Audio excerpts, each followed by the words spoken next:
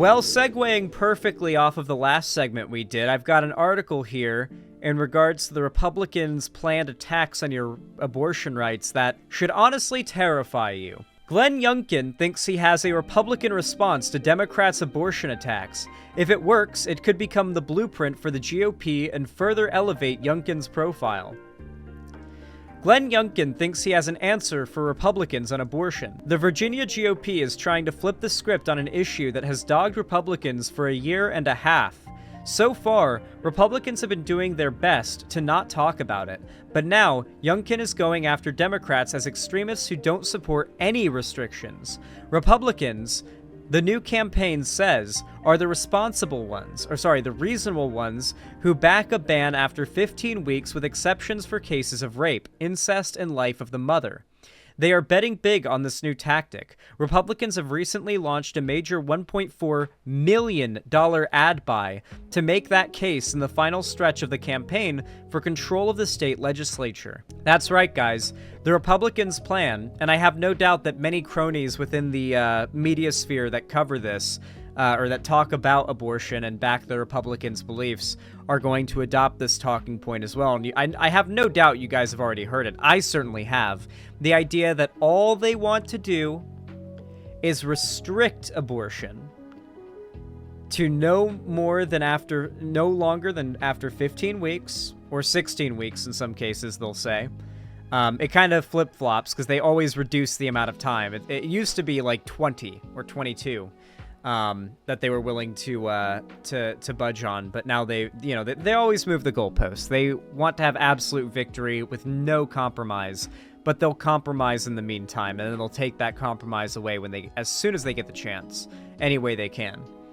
Pretty noticeable. That's been their new talking point. I have no doubt you guys have heard it too.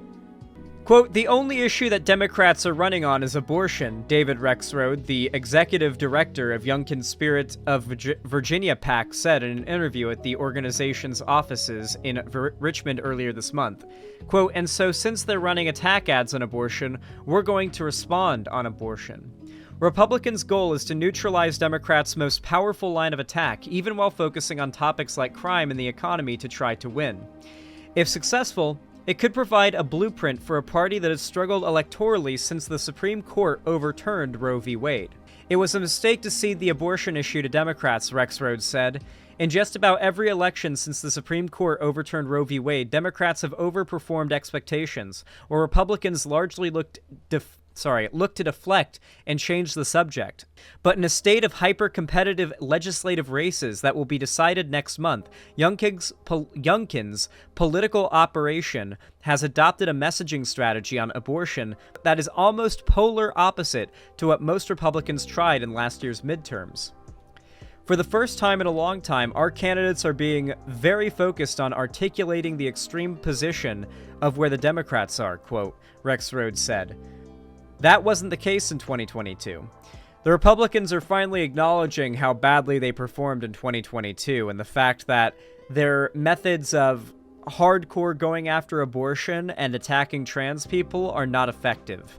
They wasted a ton of money on those ads. They didn't work at all in the polls. Not only that, but as I've been saying, the Democrats performed in the midterms better than expectations, and their expectation was to do well. So with that in mind, the fact that the Republicans are catching up should kind of light a fire under our asses. Yes, they are losing, but this is like us winning a game. This is like winning a game with 2 points of a lead in CSGO. Okay, yeah, you're in the lead, but they're about to start getting a lot of lose money to buy good gear, and they could very quickly bring it back if you're not careful. So that's what's happening here. They're getting into that area where they could potentially bring it back because they've recognized the problem for their side, which is going so hard on abortion the way they have. So now they're rhetorically looking to change their strategy, which could very well bring a lot of people whose wedge issue is that the party they vote for has to be okay with abortion, or at least a little bit okay with abortion, over to voting Republican again. Xander Hall, this won't cut it. There's too many extremists in their base on the abortion issue. That's absolutely true. We'll have to see how this actually resonates with people. I feel like most people who are against abortion are either against it, like, outright, and not really like moderately against it. But to be fair, I've met and debated many people who hold the position that will be convinced by this rhetoric. There is no guarantee the gambit will work. Democrats have run hard on abortions since the Supreme Court ruled, and a year of elections have shown the depth of voters' anger over abortion has largely been directed at Republicans. Democrats in Virginia dismissed the GOP effort, arguing that voters have shown over and over again that Republicans can't be trusted on abortion. It's a big bet from Youngkin's operation, and should Virginia Republicans capture both legislative chambers next month, it could become a model for the party and bolster Youngkin's bid to project himself as a future leader of the GOP. The group launched a statewide ad this week that says Democrats are spreading disinformation about abortion. Quote, Virginia Republicans support a reasonable 15-week limit with exceptions for rape, incest, and life of the mother, the ad's narrator says. The ad goes on to assert that Democrats don't support any sort of limit on the procedure, ending with the kicker, quote, reasonable limits or no limits at all. That's the truth. Virginia's current law allows the procedure through the second trimester of pregnancy, and in rare cases in the third trimester if 3 doctors find that the woman's health is at risk. The group says it will put the money into TV buys and digital ads to run it through Election Day on November 7th. In 2022, most of our candidates across the country did not message on the post-Dobbs environment. They in most states just didn't talk about it, said Rex Rode, who was the executive director of the Republican Governors Association at the time.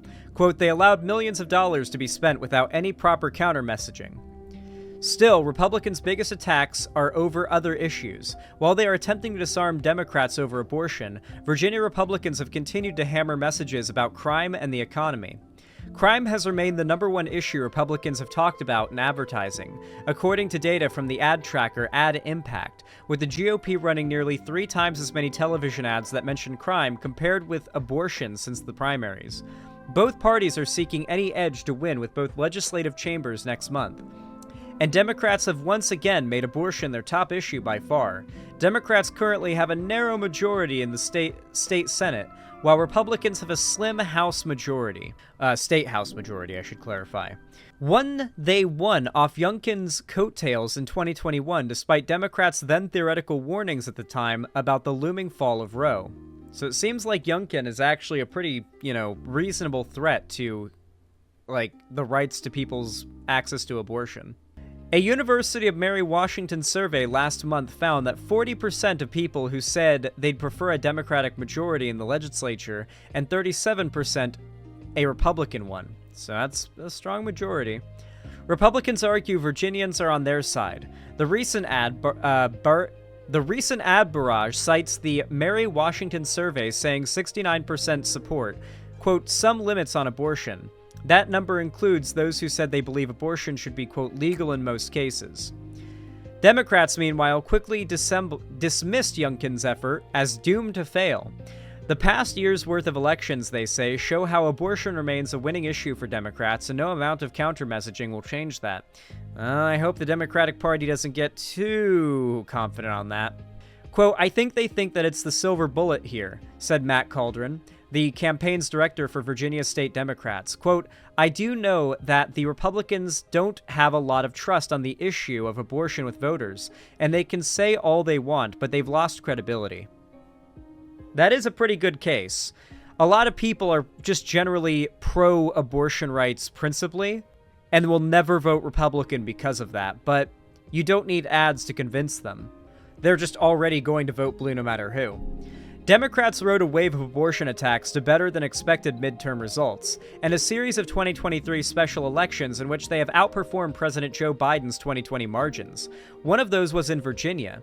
Democrat Aaron Roos flipped a state Senate seat in January that both anti-abortion and pro-abortion rights groups flooded with cash. Virginia Democrats point to a different read of the polling.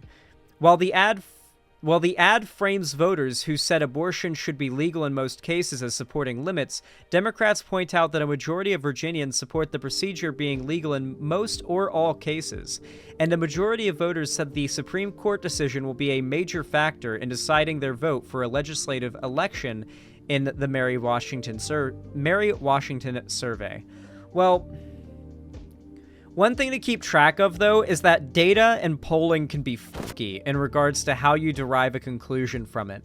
So on one hand, one poll may say, do you support abortions being allowed up until 15 weeks, but with exclusions for rape, incest, etc., etc., etc.?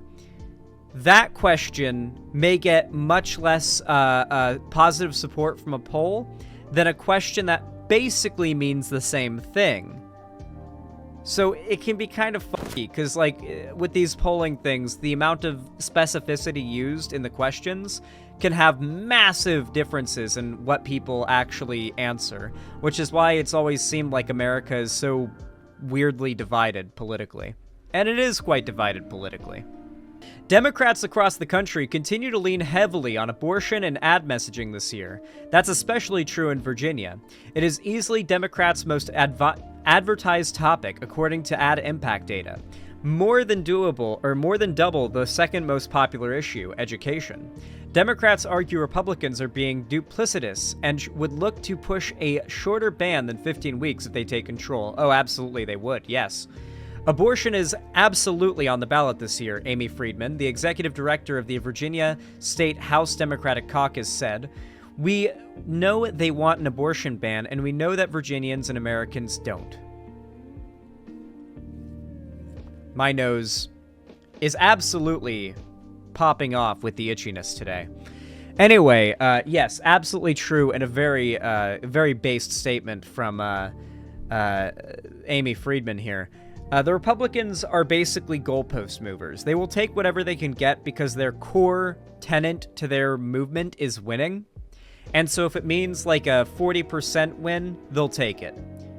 They will take it. There's no there's no cream necessary. It's literally just like, my nose hairs have grown out too much and I need to pluck them again.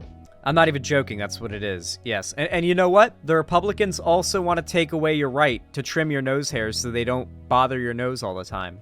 So, as I've been saying for most of the stream today, if you want to maybe join an organization that is actively fighting to protect your rights for access to contraception, and obviously through keeping Republicans out of office, by extension, the right to access abortion, then consider reaching out to and working with Progressive Victory. You guys are already spamming the link in chat. Progressive Victory is a really good organization. I've been working with them for a couple months now. I believe in what they're fighting for, and they seem to believe in what I'm fighting for, so that's why we're working together. So consider hitting that link and volunteering. Even if you don't like leaving your house, they probably have something for you to do, like phone banking, where you can just kind of, over the phone, just call in. It's pretty based. Anyway, if you're as motivated to protect your rights as the Republicans are to destroy them, then you should really reach out to Progressive Victory, because they're exactly the people who can get you in the place you need to be to actually do something about it outside of just casting a vote, once every 2 years in the midterms and in the general elections.